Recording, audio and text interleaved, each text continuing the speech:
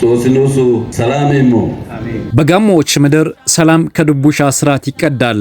ግጭትና ለመግባባት በድቡሻ እልባትን ያገኛል። ድቡሻ ዘመናዊ አስተዳደርና የዲሞክራሲ ስርዓት ከመዘርጋቱ ቀድሞ በጋሞ ብሔረሰብ ዘንድ የኖረ የህዝቡን ማህበራዊ መስተጋብር አጽንቶ ያቆየ የሰላም፣ የፍትህ፣ የአንድነትና የእርቅ መድረክ ነው።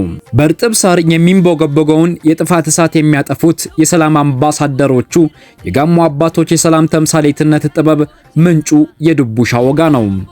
ይሄው ከጋሞዎች ምድር የፈነደቀው የሰላም ብስራት በአገር አቀፍ ደረጃ ሰላምን ለማጽናት ተምሳሌት በመሆን የጋሞ አባቶች የሰላም ዋንጫ ተሸላሚዎች እንዲሆኑ አስችሏል። ሰላምን ለማረጋገጥ ሁነኛ መድረክ የሆነው የድቡሻ ወጋ ኢትዮጵያ ከተጎናጸፈቻቸው አኩሪ የሰላም እሴቶች መካከል በፋና ወጊነት የሚገለጽ የሀገር ሀብት ነው።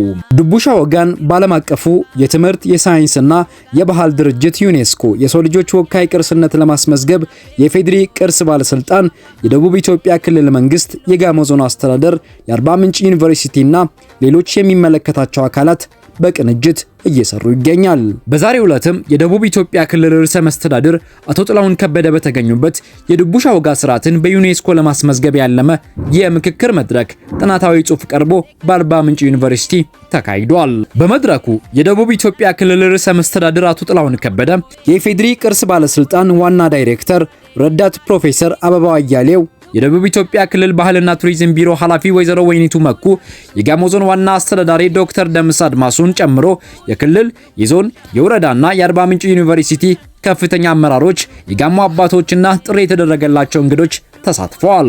በመድረኩ ንግግር ያደረጉት ርዕሰ መስተዳድር ጥላሁን ከበደ የጋሞ አባቶች ለዘመናት ተጠብቆ ያቆዩት የድቡሻ ወጋ ስርዓት ከሀገራችን አልፎ የዓለምን ሰላምና ወንድማማችነትን ለማጽናት የሚያስችል ትልቅ ባህላዊ እሴት መሆኑን ተናግረዋል። የጋሞ ድቡሻ ወጋ ስርዓትን በዩኔስኮ ለማስመዝገብ በርካታ ስራዎች እየተሰሩ የመጨረሻው ምዕራፍ ላይ መደረሱንም ጠቁመዋል። የፌዴሪ ቅርስ ባለስልጣን ዋና ዳይሬክተር ረዳት ፕሮፌሰር አበባው አያሌው በበኩላቸው የጋሞ ብሔረሰብ ከትውልድ ወደ ትውልድ በቅብብሎሽ ያመጣውን ፋይዳው ብዙ የሆነውን የድቡሻ ስርዓት በአፋጣኝ በዓለም አቀፍ ቅርስነት ለማስመዝገብ አስፈላጊው ስራ ሁሉ እየተሰራ ነው ሲሉ ተናግረዋል።